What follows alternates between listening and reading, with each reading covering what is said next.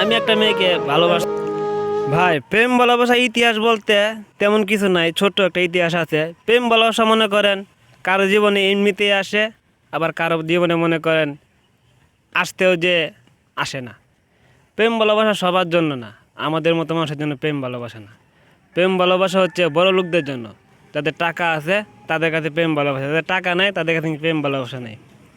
প্রেম ভালোবাসা, আমি একটা মেয়েকে ভালোবাসতাম, কিন্তু সে আমাকে বুঝে নাই। কারণ আমার দুঃখ হলো আমি তার অনেক যত্ন করে রাখতাম, কিন্তু সে তার মূল্য দিল না। কারণ সে জানতো যে আমার কাছে টাকা নাই। কারণ টাকার কাছে প্রেম ভালোবাসা শূন্য, একদম কিছুই না। কারণ সে একজন বড় লোকের মেয়ে ছিল, কারণ তাই তাকে ভালোবেসে আমি পেলাম না।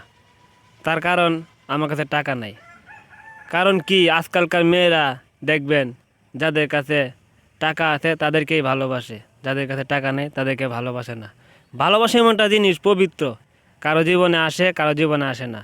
কেউ না চাইতেই পাওয়া যায়, কেউ চায়ও পায় না। শেখের তো কোনো প্রশ্নই নাই, শেখ খামো কি লিগা, শেখ খাওয়ার কোনো কথা না। কারণ যারা ভালোবাসি তারা পাই নাই, এটা আমার ব্যর্থতা।